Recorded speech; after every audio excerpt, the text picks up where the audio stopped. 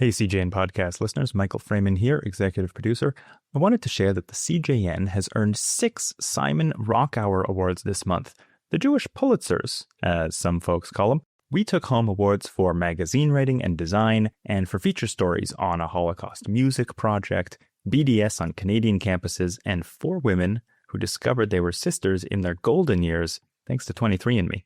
But we can't create award-winning journalism without your help. If you value independent Jewish journalism, please consider supporting us today at thecjn.ca/donate. Platner's critics who were mad about the Nazi tattoo were only mad because they didn't like his positions on Israel. Right? Obviously, this guy isn't a Nazi, so if you have a problem with his Nazi tattoo, it must be because you're, a Zionist or because you're, taking AIPAC dollars to attack him.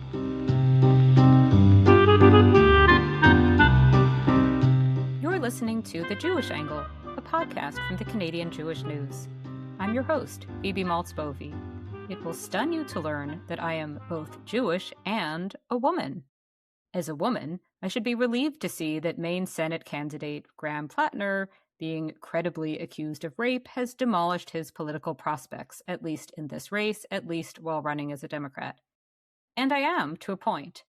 But as a Jew, I couldn't help but notice that the man's Nazi chest tattoo, since somewhat altered, and weird lies about it, had not disqualified him, indeed hadn't stopped him from winning the Democratic primary to begin with.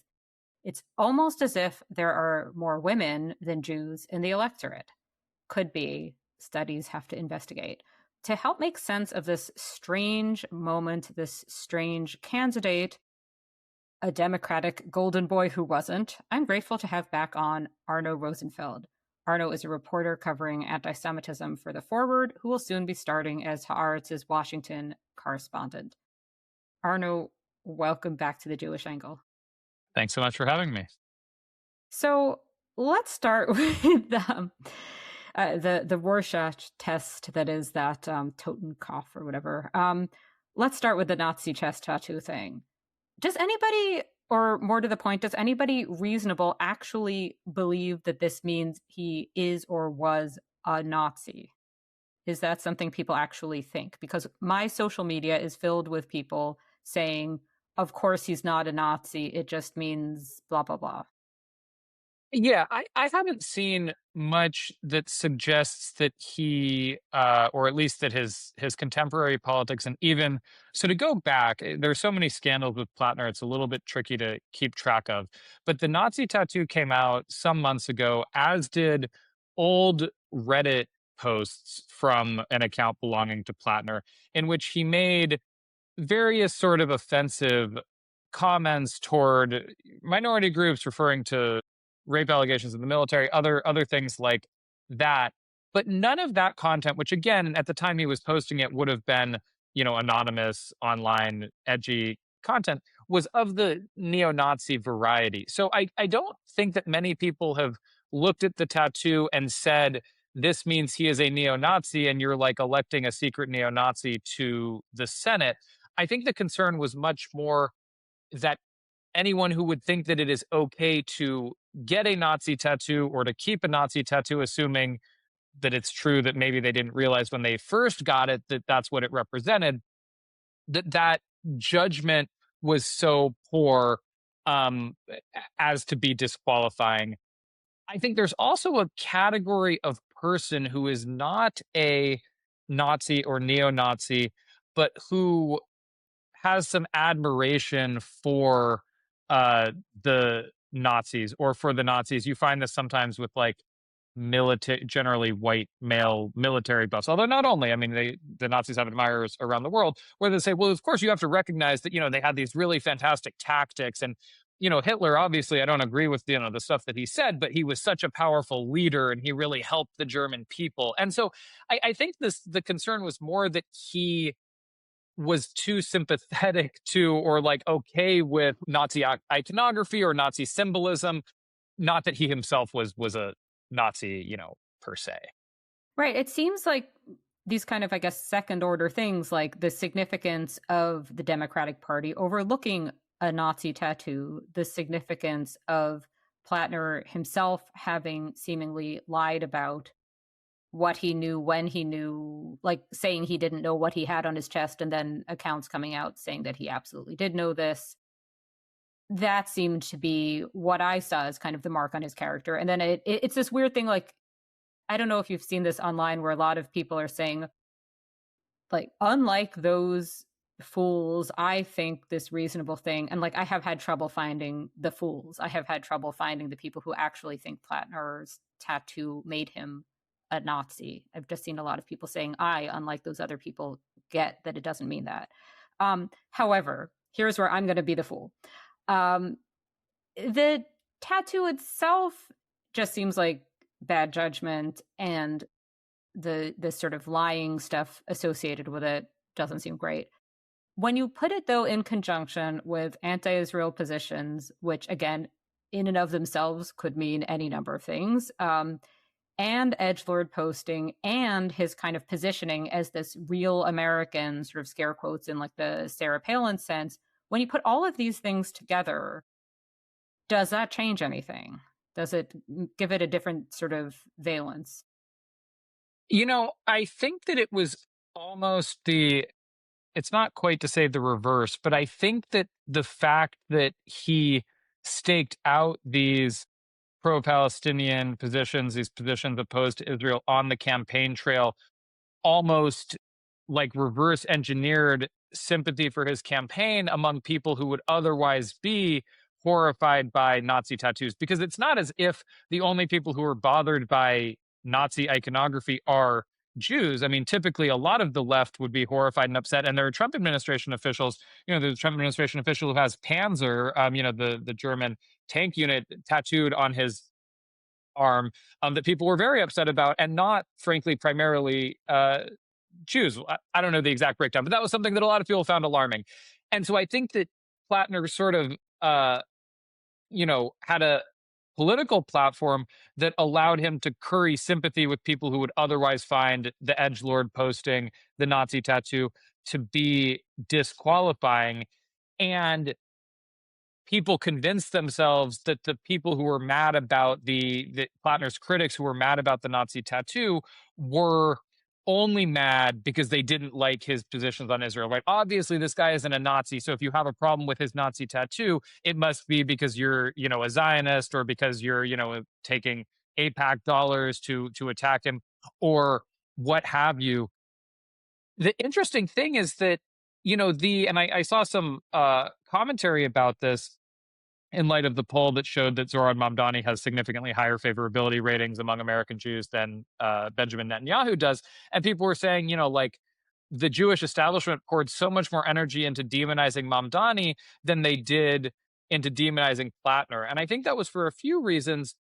The most sort of generous explanation is that Mamdani, pro-Palestinian activism was really core to Mamdani's entire political career and trajectory in a way that it wasn't for Platner. Like, for Platner, it's like Gaza was not at the center of his campaign, and it was not something, this was the guy who worked for Blackwater. Like, being a leftist anti-Zionist was not part of Platner's political history. It was like one position he held among many. And so, yes, it's true that pro-Israel Democrats were opposed to his candidacy, but I don't think they were holding him out as the most extreme example of anti-Zionist, Democratic candidates for office. And I even saw some criticism of him from the sort of hard left that was saying he was too sympathetic to Israel, or, his condemnations of October 7th, suggested that he was still buying into Israeli talking points or whatever. So, it's a little more complicated than this idea of he had a Nazi tattoo and he was anti-Israel, so therefore he's really an anti-Semite. But those were the dynamics that I was kind of observing. Yeah. Oh, I want to pick up on so many of those things, and I will do that one at a time. So first is that I think there is something where, as World War II sort of recedes in history, anti-Semitism can no longer be kind of just dismissed as weird, and Nazism itself. There used to be that you could just say of somebody who seemed to be a Nazi sympathizer, oh, they're a loser. That used to be, or they're weird, that's strange. it has become less sort of objectively strange, which is why you can end up with things like there have been these, like these in Canada, these Holocaust denying yearbook quotes, and then that Cornell student who said he wouldn't work for a Jew. There was a time, I think until pretty recently, when you could just point to things like this and be like, what a loser, they're going to be shamed out of polite society. And now demonstrably they will not be shamed out of polite society. So I think that's one shift I've been thinking about with this. With Mamdani, I have also seen the posts about this. Joel Swanson, professor who's been on the Jewish angle as well, has posted about this on Blue Sky. I wonder how much of this is just, like you say, about who's how associated with which cause. I think that probably makes sense. But I really want to pick up, though, on what you were talking about with sort of the conspiracy theories aspect of it, what you also posted about. Because what's so weird with Platner is he seems to be the target of two different and mutually exclusive anti-Semitic conspiracy theories, which is something you don't see every day. One is the one you mention and I'm quoting from your post, the conspiracy is, quote, a pro-Israel conspiracy against a brave truth teller. So that one where that he's this pure and noble leftist brought down by right-wing Zionists. But the other conspiracy theory I found when doing some reading about him on the internet was that he's a communist supported by communist Jews. And that basically that's what's happening, that this is a Jewish conspiracy to bring about communism. Have you encountered that other one? By electing him? Yeah, just by boosting him, that he's being boosted that it's part of some sort of Jewish communist conspiracy to have such a left-wing candidate.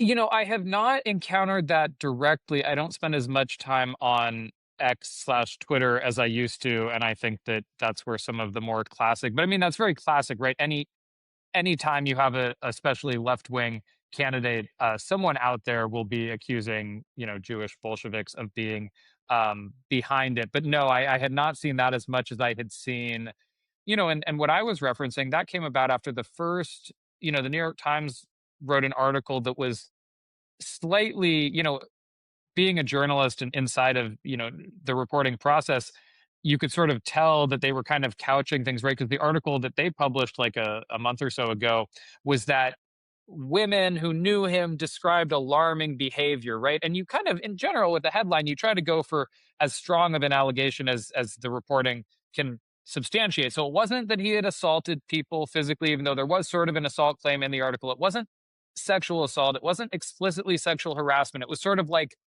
this troubling, it was accurate, right? They were describing troubling examples of behavior. And then you had a left-wing response on social media that was like trying to dig into like the New York Times reporters behind it and saying that they or their family members had been to Israel and that, basically that this was like a Zionist plot. And then, of course, one of his accusers, was a conservative activist who had expressed, I guess, some support for Israel.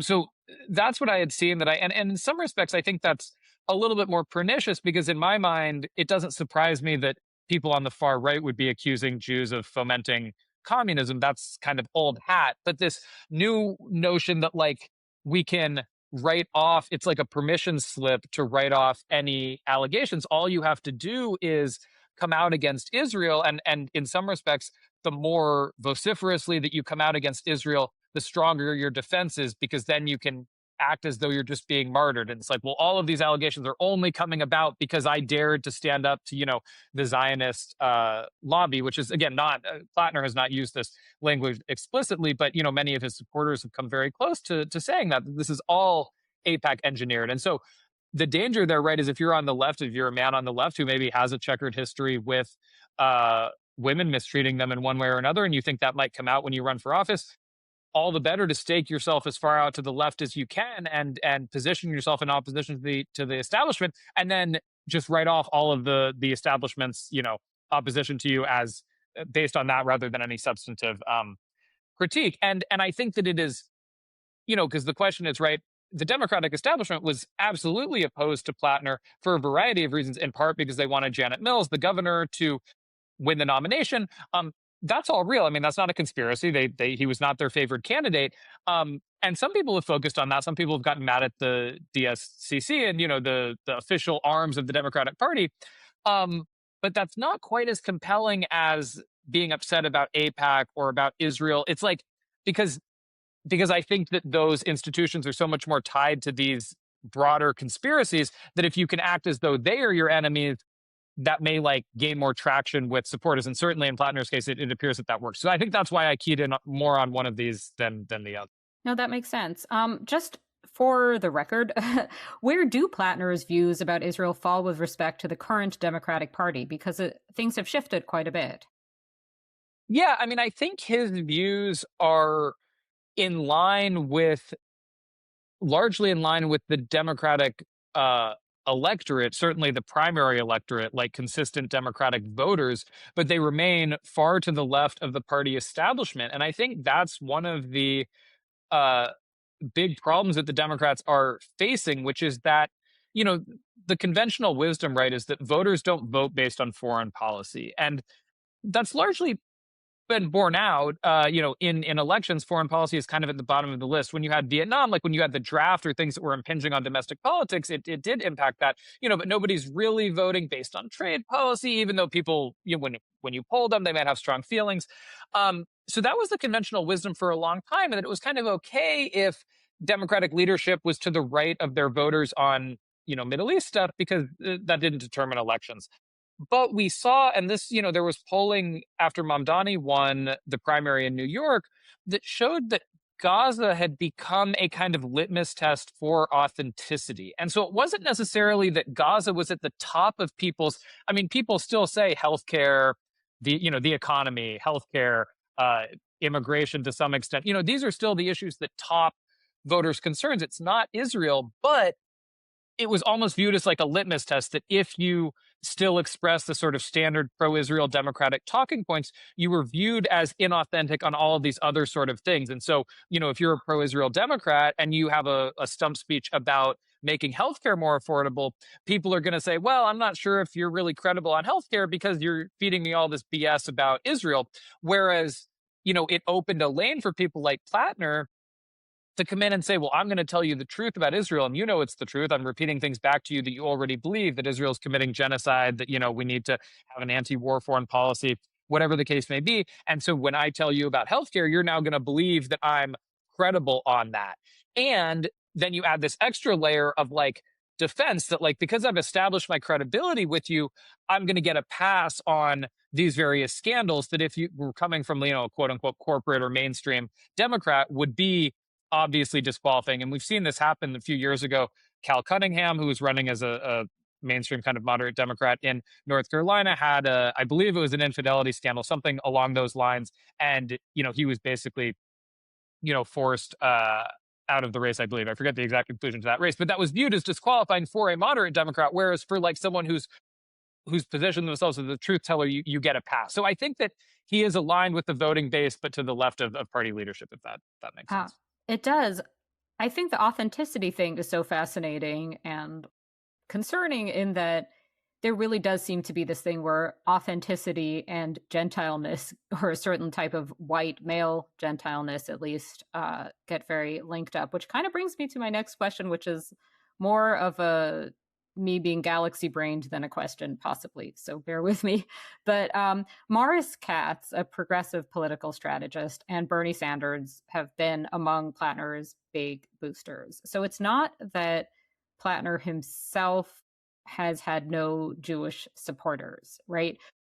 I have a kind of weird theory about this, or maybe it's not so weird, that has a Jewish angle, and I think it has a Jewish angle. I'm not sure exactly how to sort this through. I'm writing about it and I've written about it, but I'm still thinking it through, where I feel like he just he's not so much an avatar of the white working class as he is somebody cast in that role by people at something of a remove from that. So Maurice Katz is somebody who, I read a profile of him in the New York Times, who grew up in Tribeca and in a kind of very well-connected artsy world, was into playwriting even as a teenager and has sort of like cast, this is how Jonathan Chait describes it, sort of cast Platner in this role. And that there is something where Platner, like, there's something phony about the authenticity that seems to be, I don't know if I'm making any sense of any of this. Yeah. Anyway, and what it just seems like this worked to a point and people were kind of buying it and that it was good enough. And then, of course, once it turns out that he's credibly accused of rape, it doesn't work out so well. But yeah, I don't know. I'm trying to make sense of this thing where he both is this kind of avatar for this very non-Jewish coded type, but also like selected by, at least in part, people who are themselves Jewish. And I'm just trying to make sense of all that. Yeah, I mean, I think that Jews are, I don't want to say overrepresented, because I think if you controlled for education and geography and other things, the differences might disappear. But there are many Jews active in, American politics, and more so in the Democratic Party, right? Overwhelmingly so in the Democratic Party, and across the spectrum. And so, yeah, so it makes sense that unless you're truly one of these people who's completely beyond the pale, there was that woman running for Congress in Texas who wanted to put all the Zionists in camps. And she said, well, I'm not anti-Semitic because Palestinians are the real Semites, and I only want to put the American Jews in camps and they aren't real Jews. So she's not running with Jewish support. But, the idea of, and I don't want to, I don't want to fuel any of these anti-Semitic conspiracy theories, right? But Rahm Emanuel, when he was in charge of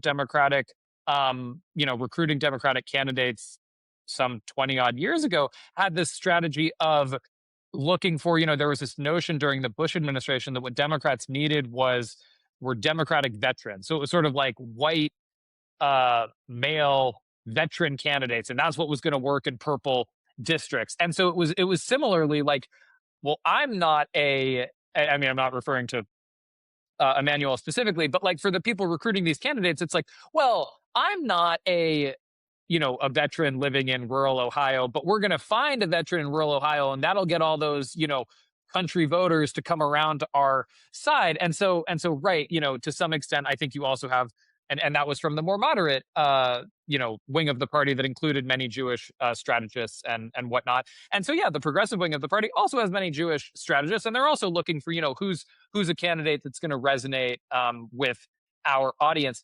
I don't know. I mean, the reality is there just aren't very many Jews in the United States, period. And so when you're looking for candidates who fit a certain mold, I don't know that you're necessarily looking for, like, we need a Gentile candidate. I mean, John Ossoff in Georgia is a Jewish guy and was viewed as, and he's sort of appealed to both the moderate and more progressive wings of the Democratic Party, and was Jewish. And so I don't think it's like we need to go find non-Jews to like represent some ideal version of who we think that we can win. But I do think that it's like this idea of the lack of authenticity.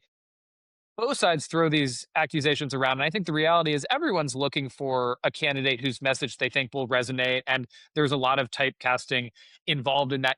Part of what I find odd is I've seen people say, like, I mean, Platner he wasn't a community organizer or a political activist. It's like if all you were looking for was an oyster farmer in Maine who had a folksy, charm to him. There are many of these people. It's like, obviously, arguably, the vetting should be easier. It's like if you took, I was thinking about this a little bit when the allegations all broke about Cesar Chavez, the Hispanic Union labor organizer in the U.S. I grew up in California, and, Cesar Chavez's birthday was a holiday, and there are statues of him everywhere. And, I could see, not at all excusable, but I understand in the context of some people who may have been aware of these allegations contemporaneously were like, well, this guy's built this huge movement. It would completely destroy our movement if any of this came out. We have to protect this guy. Platner had no movement. So, like, if you vetted him at the beginning of the process and it was like, oh, it turns out he has this, like, sketchy past with women, move on to the next oyster farmer. Like, find another working class avatar in Maine. So I don't understand why that didn't happen, but I don't find trying to find a folksy guy to be nefarious or unusual. Well, what I find a bit nefarious and unusual, or just at least unusual, is that this is a folksy guy who went to Hotchkiss, right? Like, this is a preppy folksy guy from a wealthy family who is more accurately described socioeconomically as downwardly mobile than as working class. And I do think that the reason that interests me and the Jewish angle I see on it, and this is where it does get pretty galaxy brained, I realize, is think about like how much people have talked about Lena Dunham's privilege, right? Do you know what I'm talking about? Yeah. Okay. Yeah, for years. Imagine if somebody like Platner were Jewish. You would be hearing about his rich parents in a different way, I think, than you are. And I think he has been able to kind of pass as a different socioeconomic background than he has because of that. And it's not like I completely take the point that most people aren't Jewish. Even though I work at the Canadian Jewish News, most people aren't even Canadian in the world. But I think that in terms of the whole authenticity thing, it's not just that he has the sketchy and perhaps more than sketchy past with women. It's also that he has the phoniness angle. And I think that might be, I think that's relevant. I mean, I think it's also like, imagine if Platner was a woman. I mean, I think there are a lot of, or if he was running in New York City, if he was in Brooklyn, if he was in Williamsburg running, if he was challenging Dan Goldman instead of Brad Lander, you might have people, it's like he would fit into a different trope in people's minds. And yeah, it's hard to separate Jewishness or lack thereof from that. Part of the thing is, I think that, and this is actually prior to the latest scandal breaking, what I was really chewing on with Platner is that I think a lot of Democratic voters looked at the rise of Donald Trump and the rise of other Republicans who, by all measures, are phony and inauthentic. I mean, the idea of Donald Trump as a successful businessman, despite repeatedly declaring bankruptcy and refusing to pay vendors and having all these failed ventures and enterprises and, these fraud claims and all of this stuff, right? It's like, so I think early on, Democrats looked at that and were like, this guy's a phony. And what they realized was voters didn't seem to care about that, right? None of those messages stuck because at the end of the day, they'd seen him on The Apprentice or wherever else in the tabloids. And they were like, he's a rich, successful guy. Like, what are you talking about? And I think that there became a point, because you have to remember too, I mean, a lot of these allegations came out before the primary and he still won the primary handily. I mean, Mills dropped out right before the primary, but a few days before. And so I think there's almost this like gleefulness among Democrats of like, you know what, like, screw it. We've tried to do things by the book. We've tried to abide by all the things you're saying. And yeah, we shouldn't pretend like a guy who went to, a fancy boarding school or prep school is a whatever. But hey, it's working for them and we have to fight fire with fire. So we can't be scared off by this guy's tattoo or by like someone said he did something to them years ago or, oh, he posted this stuff online. Like he's here now and he's telling, voters what they want to hear. And we just need to get behind that. And I think that's very dangerous for Jews specifically. And that's what I was thinking about, because I think that people fighting anti-Semitism is exactly, a point you made earlier. Anti-Semitism used to be viewed as disqualifying. It there was a narrow period in which it was viewed as disqualifying. But it was like, it's not okay to say in polite society. And if someone says that, they're a weirdo or they're a loser, or we're just all going to agree they don't belong here.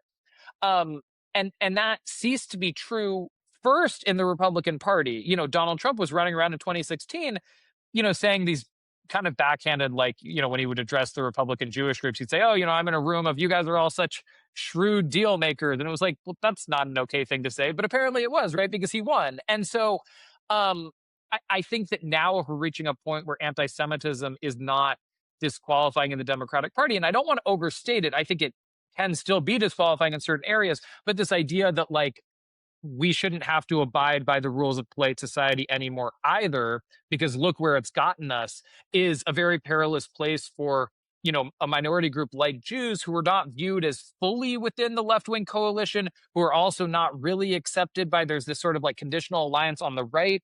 And so that's what I find to be the kind of biggest red flag about Platner, is that, as you say, the red flags around anti-Semitism, around the Nazi tattoo, all those sort of things were not viewed as disqualifying. It wasn't until this other scandal broke that he was really, lost all of his mainstream support. Yeah. So to bring Canada a little bit into this, but also to sort of continue on this theme, the political structure here is different different whole party system, different whole system of government entirely. Canadian Jews are not typically voting for the furthest left candidate, whereas in a contest between a Democrat and a Republican, that would be different, right? So I'm wondering whether, in light of all these changes in the US, Mamdani to some extent, although I think this is a little more complicated because he seems like a competent or more than competent person. And then this whole thing that happened with Scott Wiener getting chased out of a trans pride parade by seemingly a straight man, which I wrote a column on because it's just so wild of a story, for being, not even for being too far to the right on Gaza, which apparently he isn't actually to the right on Gaza, but it's more that he basically, it seems like this guy was looking to pick a fight. But that was a very upsetting whole scene. Are American Jews, do you think, going to stop being as solidly democratic as has been the case? Obviously, there are individual Jews and whole demographics within American Jewry voting Republican for a long time. But I'm saying, do you think that American Jews are going to move away from the Democrats, or conversely, with surveys showing that many American Jews are less pro-Israel than one might expect, do you think that American Jews will just kind of like go where the Democrats go? Yeah, I think there are a few pieces to that. The first is, we've been kind of hearing that this is on the verge of happening for a long time, and it hasn't materialized. At least not very. You might see a 3 to 6 point swing election to election, but we're still roughly split 70-30. I think that you might also see this in a specific election where there is, say, an especially left-wing candidate who has a bad relationship with the Jewish community running against a more moderate Republican who has appealed to the Jews. But I think that there are a few reasons why we aren't going to see a significant shift. And a big part of it is that for a long time, the pitch for Jews to vote for, from Jewish conservatives or from non-Jewish Republicans to win over Jewish voters was that basically Jews should vote first and foremost for Israel, or for the U.S.-Israel relationship, or however you want to term that. So you might disagree with me on tax policy and on healthcare and on immigration, but I, as the Republican, am the more stalwart supporter of Israel than the Democratic Party. And that is like an existential issue for Jews. And so Jews should vote for the Republican. But what we've seen in the past few years is that you have right-wing anti-Zionism also rearing its head. So you have, like, now the furthest right fringe is not like anti every minority except for Jews and, isolationist except for Israel. They are more explicitly anti-Semitic, and they are also more explicitly, if not anti-Zionist, at least in favor of cutting off ties with Israel, and in some cases, explicitly anti-Zionist. And then you have, Trump, who theoretically was Israel's greatest friend, et cetera, seeming to leave Israel out to dry in regards to Iran. And who knows where the cards are all going to fall on that. But now the pitch is much murkier because it's not even clear that the Republican Party are stalwart supporters of Israel, at least not like they once were. And so where do Jewish voters, even, pro-Israel Jewish voters in the U.S., go with that? I think that you see it show up in primary contests, and that's part of the reason why AIPAC and Democratic Majority for Israel have invested a lot in Democratic primaries, because yes, you do see Jewish voters gravitate often toward, or at least Jewish voters who care a lot about Israel and supporting Israel, gravitate toward the more moderate Democratic candidates in primaries because they want a Democratic Party that is more supportive of Israel. So I think that trend, may continue. But yes, then to your point, the numbers now, I think, you're approaching 50% of non-Orthodox young Jews, meaning under 35. So this includes people who will not be that young for that long, want to replace Israel with a binational state. And so for those people, I still don't think that they're going to gravitate toward the furthest left in the Democratic Party, where you get into a lot of, dehumanization of anyone who supports Israel and of Israelis and all of that, because I think that even if they want a binational state, they're still have a more nuanced understanding of the conflict. But those people certainly aren't going to abandon the Democratic Party because they want to condition aid to Israel. So I don't anticipate a big, swing in Jewish voting patterns in the US. And as you mentioned, there's also right not. It's like, I think that maybe the closest parallel where Canada has like three major political parties, you see the equivalent of like the Liberal NDP split in the Democratic primary voting process as opposed to in the general elections.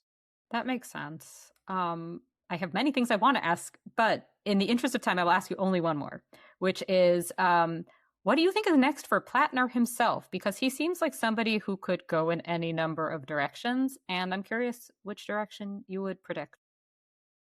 I try to be careful about making predictions about the future. And I also haven't, I've followed the specific scandals we've talked about quite closely. I haven't followed all of the contours of the race as closely as some political reporters have. So the short answer is, I don't know. I mean, I will say, or reiterate what I said, that Israel was not like a central plank of his campaign. But sometimes when people feel like they are pushed out of mainstream politics, they gravitate toward more fringe positions. And so there's certainly a threat of that happening here, where you really lean into like, well, what did my defenders, the people who were ride or die for me at the very end, were the ones accusing, all of these women of being AIPAC plants. And so I'm just going to lean into like, the Jews did me dirty.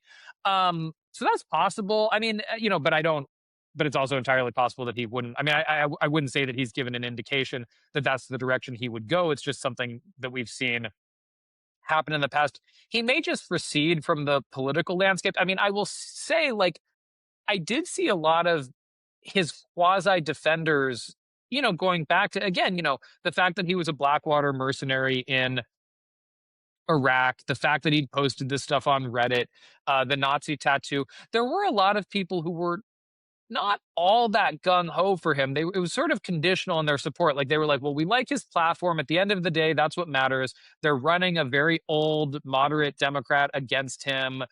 We think he has a better shot of beating Collins. But I think there may be a sense of relief from some people on the left that, like, yeah, I was willing to defend this guy in the context of the campaign, but I don't want to like help him come back and make another run for the Senate or make a run for governor, or like, it's like what political comebacks normally look like, or a House seat.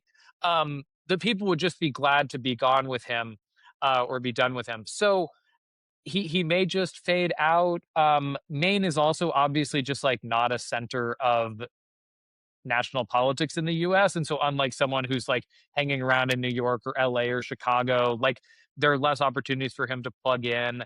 It may hinge a little bit on how durable the allegations are against him. There have been people who've been trying to poke holes in the allegations. So if a consensus emerges 6 months from now that actually he was like unfairly smeared, that might pave the way for a little bit of rehabilitation. So it's really hard to say, but I think, I think part of the reason it's hard to say is because he didn't have any resume to this point. It's not like he had been mayor of somewhere or that he'd been in the House and they tried to elevate him. So I don't know how much of a constituency he will have if he tries to carry on with sort of a public profile following. He may also, depending on the circumstances of leaving the race, want to be done with this. I mean, I'm sure it's very stressful, even if you don't have any sympathy for him, this is a stressful thing to be doing. And so, if this was like your best shot at it, you fell on your face, maybe he'll just, go back to oyster farming or whatever else. Well, we will see. We will see. Arno Rosenfeld, thank you so much for coming back on The Jewish Angle. Thanks for having me.